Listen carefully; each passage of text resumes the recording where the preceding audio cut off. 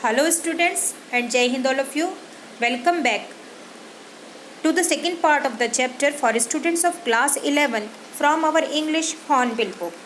As you know that the name of the chapter is We are not afraid to die if we can all be together. लेकिन ये बोला किसने था? ये इस chapter में से किसी एक फैमिली मेंबर ने बोला था ये dialogue. This is a dialogue. तो इसको किसी ने बोला है कि हम मरने से नहीं डरते हैं अगर हम सब साथ में हैं तो. अब तक हमने पार्ट 1 में देखा था कि ये जो राइटर हैं अपनी फैमिली के साथ जर्नी पर निकले हैं, ट्रैवल कर रहे हैं. बिल्कुल सेम वैसी ही जर्नी जैसे कि जेम्स कुक ने की थी.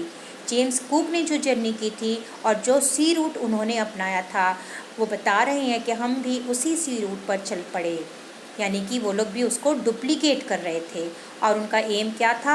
उन्हें पूरी दुनिया का एक चक्कर काटना था. इस चैप्टर में बोट का नाम भी बताया गया है कि इस बोट का नाम क्या है? वेव वॉकर है.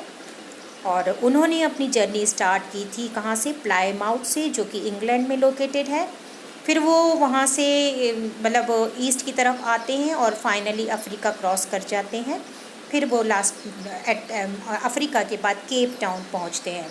तो ये वो सेम रूट है जो कि जेम्स कुक ने ट्रैवल किया था. बिल्कुल वही रूट से वो चले थे. वो ये भी बताते हैं कि शिप का डायमेंशन कितना है और उन्होंने टेस्ट किया था उसको, बोट को, जो कि रफ़ वेदर में भी उसको टेस्ट किया था कि इस शिप को उन तूफ़ानों में भी ले गए ये लोग, ये देखने के लिए कि क्या ये शिप उन तूफ़ानों को बेयर कर सकती है या नहीं कर सकती है.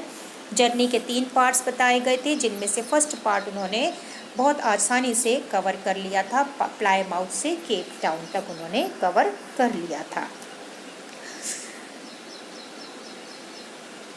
We were sailing with only a small storm jib and were still making 8 knots. ये मैंने आपको प्रीवियस पार्ट में भी बताया था कि वो बताते हैं कि जैसे ही दिन चढ़ा, बताया था ना उन्होंने कि 1 जनवरी निकल गया, 2 जनवरी की सुबह की बात बता रहे हैं वो. जैसे ही दिन चढ़ा तो राइटर बताते हैं मैंने क्या देखा? मैंने देखा कि बहुत ज़्यादा ह्यूज लहरें उठ रही थी समुद्र में. हवा तो थी ही, लेकिन अब 2 जनवरी को पहले ही बता दिया कि वेदर जो था वो बहुत ज़्यादा वर्स हो चुका था. उन्होंने ये सोचा था कि वेदर अच्छा हो जाएगा, लेकिन वो सुधरने के लिए नहीं हुआ. वो मौसम बदला तो, लेकिन किसके लिए बदला? वो बुरे के लिए बदला. तो जैसे ही दिन चढ़ा तो राइटर बताते हैं कि उन्होंने देखा कि बहुत ज़्यादा ह्यूज लहरें उठ रही थी समुद्र में. Then we were sailing with only a small storm jib. What is the meaning of storm jib? A triangular stay sail set forward the mast in a ship. मास्ट के बारे में मैंने आपको पहले भी बताया था. उस नाव में एक मास्ट लगाया हुआ था, वो कि ऊंचाई पर होता है वो. तो राइटर बताते हैं कि हमने छोटा सा एक स्मॉल जिब लगाया हुआ था, लेकिन इस जिब का पर्पस क्या होता है? इस जिब का पर्पस होता है कि आने वाले पानी की जो लहरें हैं, जो तूफ़ान है, उसे रोकना. तो ये जो आप छोटा सा जिब देख रहे हैं जो कि एक कपड़े का बना हुआ है, रेक्टेंगुलर शेप में दिखाई दे रहा है, तो वो उन्होंने जिब के सामने लगा दिया था. सेट फॉरवर्ड द मास्ट के सामने लगा दिया था इस जिब को. And were still making 8 knots. और वो लोग ये भी राइटर ये भी बता रहे हैं कि वो 8 knots की स्पीड से कवर कर रहे थे. यानी उनकी जो बोट चल रही थी वो किस यूनिट से चल रही थी? 8 knots पर आवर की यूनिट से चल रही थी. उसकी स्पीड इतनी थी. So they were covering the distance of 8 knots per hour. हालांकि इतना तूफ़ान था, पानी में लहरें भी उठ रही थी और उनका स्मॉल जिब था. तो ये छोटा सा जिब था, फिर भी वो 8 knots पर आवर की स्पीड पर ट्रैवल कर रहे थे. As the ship rose to the top of each wave, we could see endless enormous seas rolling towards us, and the screaming of the wind and spray was painful to the ears. तो writer अब यहाँ बताते हैं, इससे पहले तो हमने previous part में भी पढ़ा था. Now we will continue from this one. As the ship rose to the top of each wave, we could see endless enormous. What do you mean by enormous? Enormous का मतलब होता है बेटा very large size, बहुत बड़ी बड़ी. तो writer कहते हैं कि जैसे ही हमारी शिप जो थी एक लहर के ऊपर चढ़ती। As the ship rose to the top of each wave, यानी एक लहर के ऊपर चढ़ती थी तो ऊपर से उन्हें क्या दिखता था, बहुत सारी बड़ी बड़ी लहरें उनकी तरफ आ रही थीं। हवा तो तेज़ थी ही, अब क्या हुआ, अब वेव्स भी ऊंची ऊंची उठने लग गई। तो राइटर कह रहे हैं कि हमारी शिप एक लहर के ऊपर चढ़ती थी तो ऊपर से उन्हें क्या दिखता था, बहुत सारी बड़ी बड़ी लहरें उनकी तरफ आ रही थी। ऐसा लगता था उन्हें कि पता नहीं कितने सारे समुद्र उस पानी में मिल गए हैं। वो ऐसा क्यों लगता था उन्हें, बिकॉज जो पानी का वॉल्यूम था वो बहुत ज़्यादा था।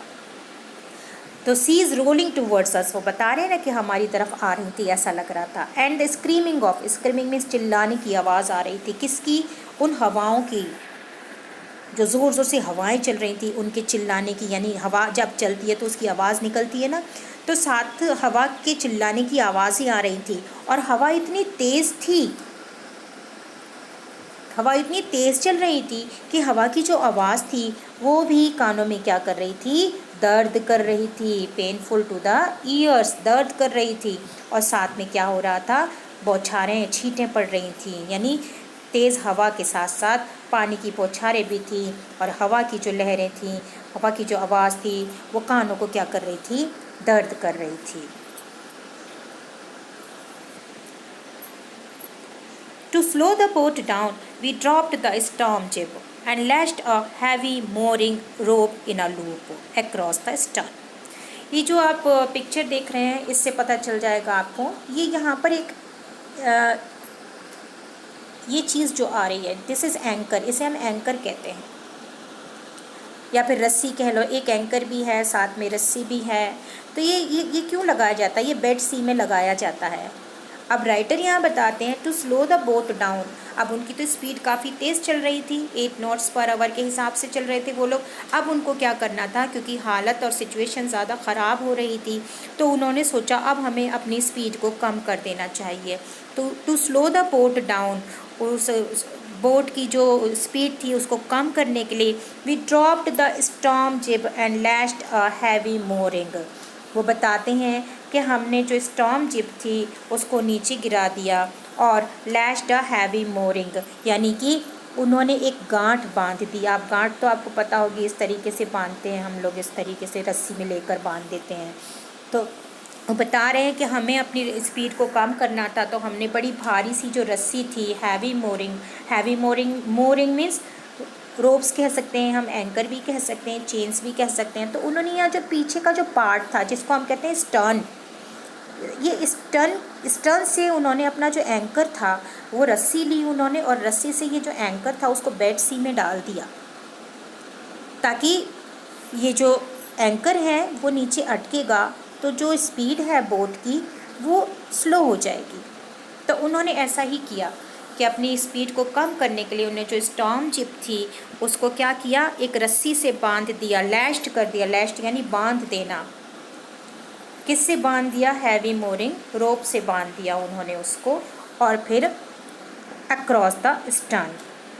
तो ये across the stern.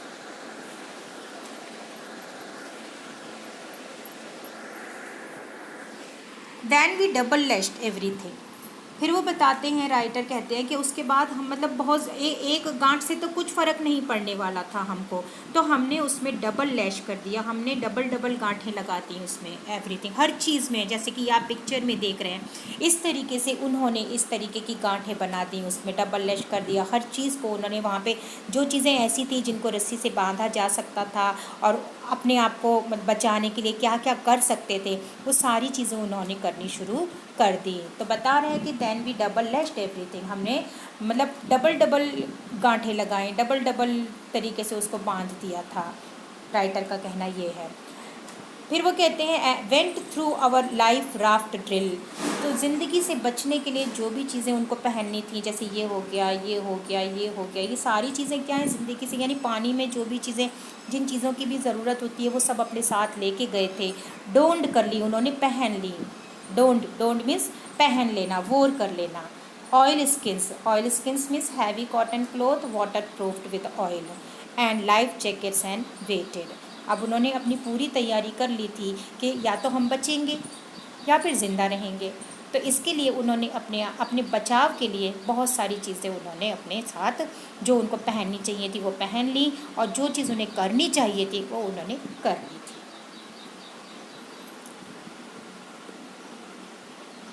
The first indication of impending means about to happen, यानी पहला जो इंडिकेशन आया था, जो होने वाला था, आगे को जो कुछ खतरा आने वाला था, पहला इंडिकेशन जो था इम्पेंडिंग होने वाला, about to happen, impending disaster का, केम एट अबाउट 6 PM, यानी वो बताते हैं कि पहला इंडिकेशन जो आया, अब जो होने वाला था किस चीज़ का, डिज़ास्टर का, तबाही का, वो कब आया, 6 बजे आया शाम को, विद एन ओमिनस साइलेंस।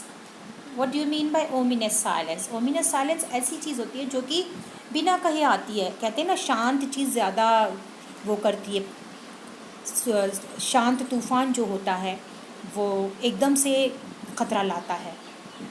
तो यहाँ पर उसी को कहा गया है विद एन ओमिनस साइलेंस, यानी अनप्लीजेंट और थ्रेटनिक साइलेंस था ये, डराने वाला साइलेंस, डराने वाली चुप्पी। द विंड ड्रॉप्ड, अब क्या हुआ, 6 बज गए थे शाम के, लेकिन इंडिकेशन पता चल गया था कुछ होने वाला है, ख़तरा आ चुका है, डिज़ास्टर होने वाला है। तो क्या हुआ, द विंड ड्रॉप्ड, हवा रुक गई, जैसे आप इस पिक्चर में देख रहे हैं बिल्कुल वैसा ही हुआ है। And the sky immediately got dark, grew dark, sky कैसा हो गया, काला सा हो गया था, जैसे इसमें है काला काला। देन केम अ ग्रोविंग रोर, एकदम से दहाड़ की आवाज़ आई, जैसे बादल फटा हो या निकला हो ऐसा। And an enormous cloud toward aft, और बड़ा सा जो बादल था, बिल्कुल बड़ा सा बादल, वो उनकी शिप के ऊपर आ गया, यानी काले बादल जो थे बिल्कुल उनकी शिप के ऊपर आ चुके थे। Toward aft means near the stern of the ship. तो स्टर्न जो पहले आपने देखा था पिक्चर, मैंने आपको दिखाया था, स्टर्न के ऊपर उन्होंने एंकर बांधा था, तो वहीं पर बिल्कुल वो काले बादल जो थे वो शिप के ऊपर मंडराते हुए नज़र आने लग गए। With horror I realised that it was not a cloud, तो वो इतने डर के साथ थे, तो I realise that it was not a cloud, फिर राइटर बताते हैं कि मुझे ये एहसास हुआ कि ये कोई क्लाउड नहीं है, ये कोई बादल नहीं है, but a wave like no other. तो वो बादल नहीं थी, वो क्या थी, वो बहुत बड़ा सा एक, मतलब कहते हैं ना कि ह्यूज इनॉर्मस जो वेव थी वो उनके स्टर्न की तरफ, ऊपर की तरफ आ चुकी थी। Like no other I had ever seen, ऐसी तो वेव उन्होंने कभी देखी भी नहीं थी। It appeared perfectly vertical and almost twice the height of the other waves. वो बता रहे इससे पहले जितनी भी वेव्स आई थी वो वेव्स इतनी ख़तरनाक नहीं थी और इतनी ऊंची नहीं थी, उनकी हाइट इतनी ऊंची नहीं थी जो दूसरी वेव्स अब तक आई थी। हम जो जर्नी कर रहे थे, इतनी बड़ी वेव अभी तक नहीं आई थी। तो उन्हें तो यूँ लगा था जैसे ऊपर उनके क्लाउड आ चुका हो, लेकिन वो क्लाउड नहीं था। क्या था वो वेव थी। तो ये समझ लो शायद तूफ़ान आ चुका था, कंडीशन बिगड़ चुकी थी, इतनी बड़ी हवा की लहर आई उनके ऊपर और वर्टिकल पोजीशन में थी, perfectly vertical and almost twice, जैसे आप इस पिक्चर में देख रहे हैं, आप पिक्चर देख के भी पता कर सकते हैं। ये जो बोट है, ये शिप है, और ये आई इस तरफ ऊपर, इनके वेव आकर पूरी उनको ढांक रही है। तो ऐसी वेव थी जैसे कि वो पहले जो वेव्स आई थी उनसे भी ट्वाइस थी उसकी हाइट, उससे भी ज़्यादा थी, यानी 15 मीटर की, अगर ये जो मास्ट है वो 15 मीटर का बताया गया है इसमें, उससे भी ऊंची उसकी वेव थी। With a frightful breaking crest. What is the meaning of crest? Crest means the top of a wave.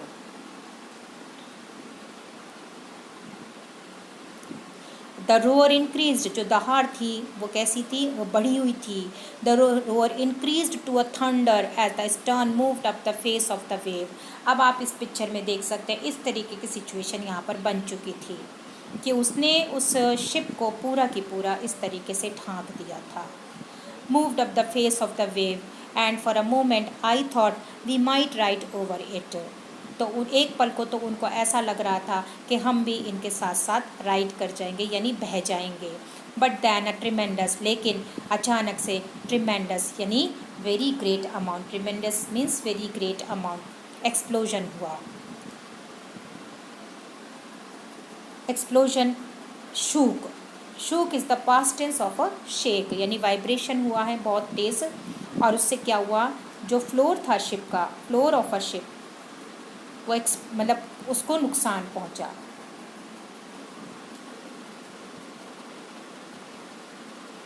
A torrent of green and white water broke over the ship. My head smashed into the wheel and I was aware of flying overboard and sinking below the waves. तो condition बिगड़ चुकी थी। Wave ने क्या किया था, wave a torrent, torrent means a fast moving stream of water, बड़ी तेज़ी से जो पानी था, वो जो आया था, पानी बहाव लेकर आया था, of green and white water, यानी समुद्र का पानी जिस कलर का भी था उस कलर को वो बता रहे हैं, ब्रोक ओवर द शिप को, तो वो शिप को क्या कर दिया उसने, broke over the ship.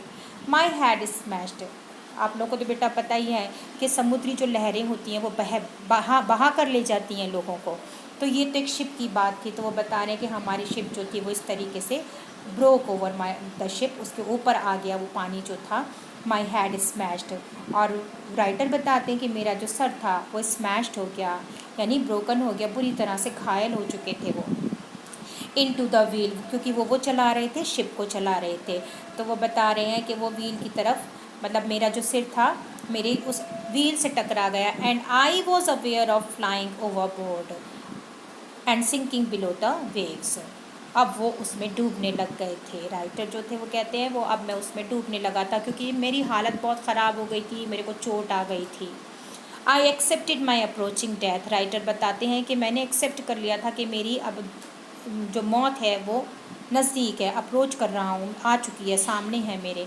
And as I was losing consciousness, writer ये भी कह रहे हैं कि ऐसा लग रहा था, and as I was losing consciousness, यानी उसकी जो हालत थी वो बिल्कुल ख़राब हो चुकी थी, वो कॉन्शियस नहीं थे अब। I felt quite peaceful,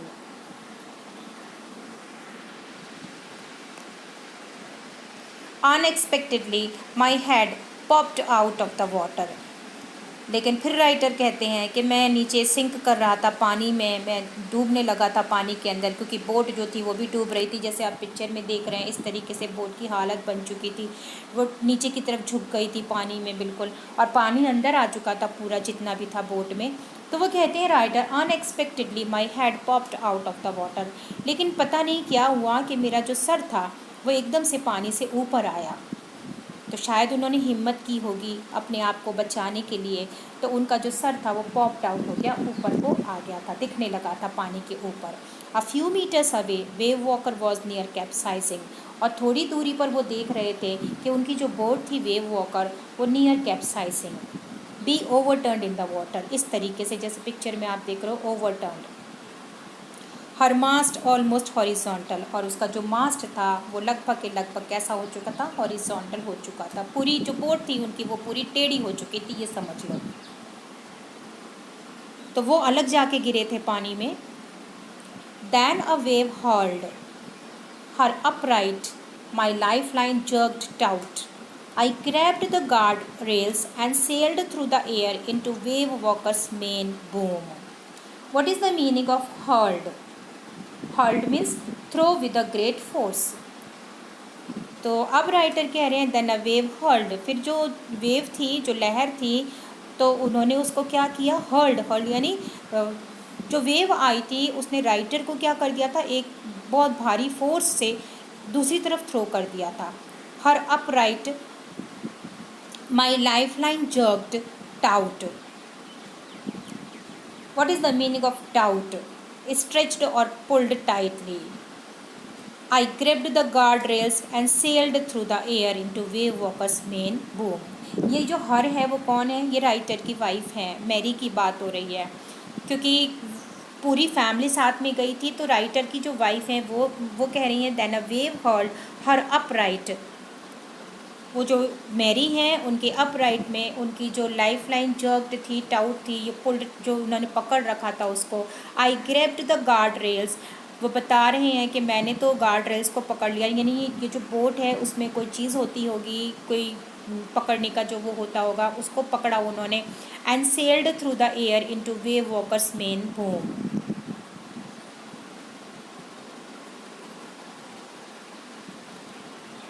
Subsequent waves tossed me around the deck like a rag doll.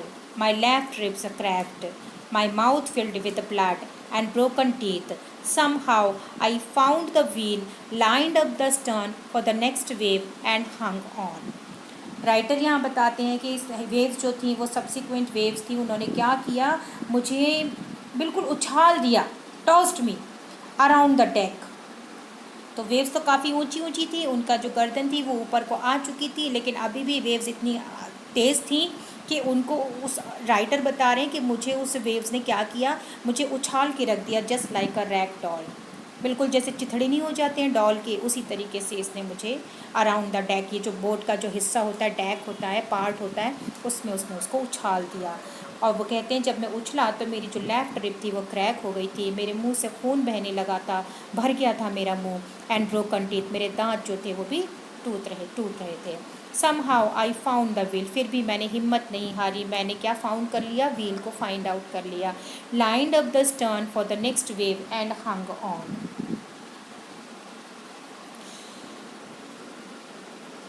Water everywhere, I could feel that the ship had water below. Writer कह रहे हैं कि चारों तरफ क्या था, पानी ही पानी था, यानी बोट के अंदर पूरा पानी भर चुका था। I could feel that the ship had water below, वो ये एहसास कर सकता था कि शिप के नीचे की तरफ क्या है, पानी है। But I dared not abandon the wheel, लेकिन मैंने हिम्मत नहीं हारी, मैंने त्यागा नहीं कुछ भी, अबंडन नहीं किया, मैंने हिम्मत नहीं हारी। I dared not abandon the wheel, मैंने वो व्हील जो था उसको नहीं छोड़ा। अगर वो व्हील छोड़ देगा, चलाना, व्हील टू इन्वेस्टिगेट मीन्स चलाना।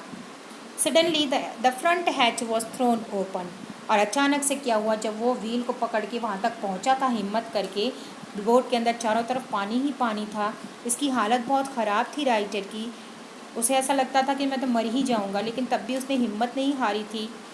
तो सडनली क्या होता है, फ्रंट हैच यानी फ्रंट डोर खुल जाता है, hatch means door, was thrown open and Mary appear, उनकी वाइफ आ जाती हैं वहाँ पर, जहाँ पर वो राइटर जो थे वो व्हील लेकर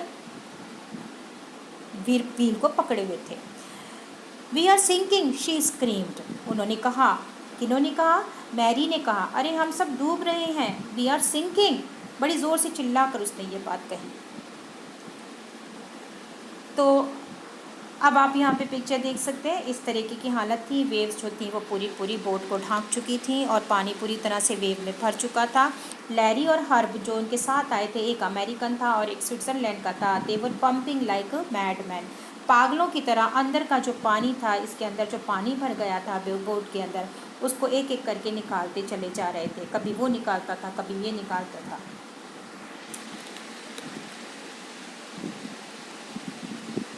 Broken timbers hung at crazy angles, the whole starboard side bulged inwards, clothes, crockery, charts, tins and toys sloshed about in deep water. उस डीप वाटर में, यानी ये जो बोट जो थी जिसमें गहरा पानी था, समुद्र जो था जो गहरा था बहुत, उससे क्या नुकसान हुआ था, उससे ये नुकसान हुआ था कि ये जो टिम्बस जो थे, टिम्बस यानी वुडन बोर्ड जो होता है, ये जो बोर्ड है इसकी बात की जा रही है, हंग एट क्रेजी एंगल्स, यानी ये समझ लो कि सिचुएशन ऐसी थी उसकी कि पूरा जो स्टार बोर्ड था, जो उसका साइड होता है, वो शिप का जो साइड होती है वो बल्ज हो चुकी थी, और क्लोथ्स हैं, क्रॉकरी हैं, चार्ट्स हैं, टिन्स हैं, और जो बच्चों के छोटे छोटे जो खिलौने थे जो अपने साथ लेकर निकले थे, क्योंकि 3 साल की जर्नी थी तो बहुत सारे सामान की ज़रूरत थी, ये सारा सामान जो था ये फ्लोट करने लगा था, स्लॉश्ड करने लगा था पानी के अंदर। किस पानी के अंदर, जो डीप वाटर था उस पानी में वो स्लॉश्ड कर रहा था।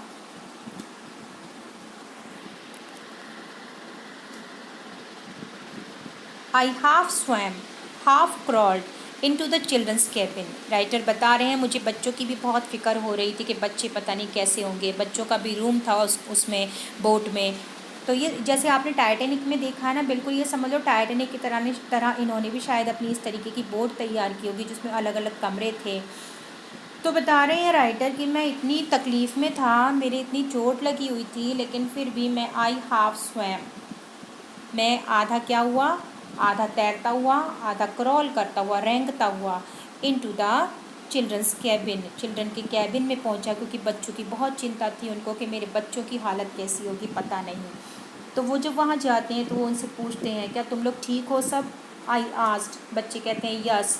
दे answered from an upper bunk, bunk किसको कहते हैं, बंक यानी ऊपर उन्होंने बच्चों के लिए बिस्तर लगा रखे हैं, लकड़ी लगाकर, लकड़ी से जॉइन कर रखा है, ऊपर की तरफ है। जैसे हॉस्टल्स में आपने देखा होगा ऊपर को भी बिस्तर होते हैं, या आपने तारे ज़मीं पर पिक्चर देखी होगी तो तारे ज़मीं पर भी आपने देखा होगा और बच्चे ऊपर वाले बिस्तर पर भी लेटते हैं। तो बच्चों ने जवाब दिया, ऊपर बंक पर बैठे हुए थे अपर बंक में, but my head hurts a bit said Sue pointing to a big bump above her eyes.